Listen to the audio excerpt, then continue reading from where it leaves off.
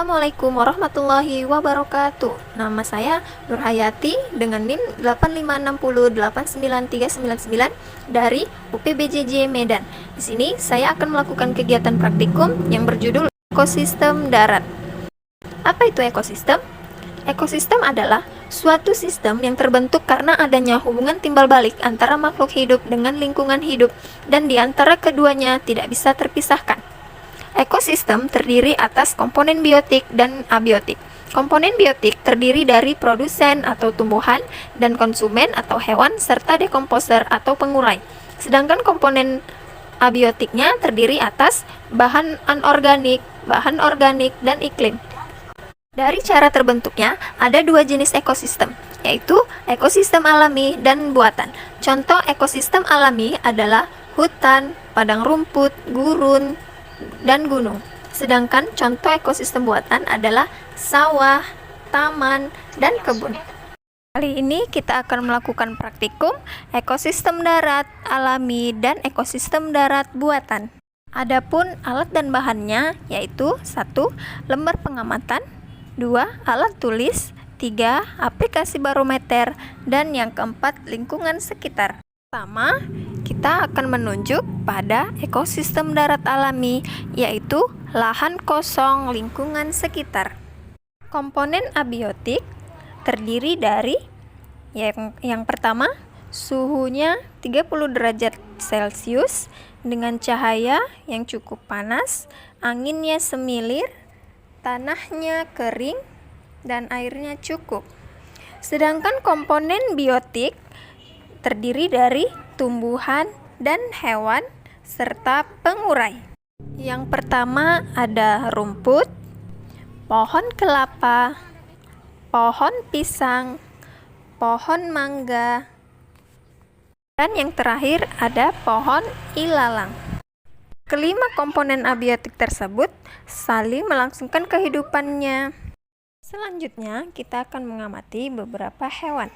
Yang pertama ada semut, burung, belalang, kupu-kupu, dan capung.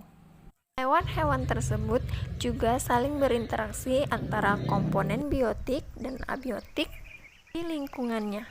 Mereka membutuhkan air, oksigen, dan makanan bertahan hidup dan berkembang biak. Dalam hal ini, tumbuhan sebagai produsen dan hewan sebagai konsumen. Dalam hal ini juga terdapat pengurai atau dekomposer.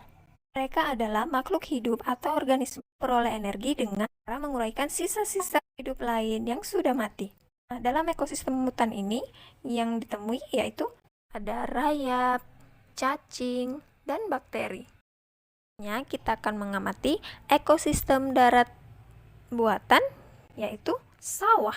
Komponen abiotik yang akan kita amati yaitu meliputi yang pertama angin. Angin di sini terasa semilir, kemudian tanahnya lembab, kemudian airnya cukup, kemudian cahayanya terang, kemudian suhunya sekitar 30 derajat Celcius. Adapun komponen biotik yang kita temukan ada jenis tumbuhan yaitu padi, kemudian rumput, kemudian pohon pisang, pohon mangga, pandan, dan kangkung liar.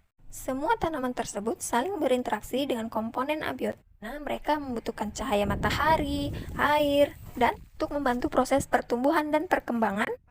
Selain tumbuhan, komponen biotik lainnya yaitu jenis hewan.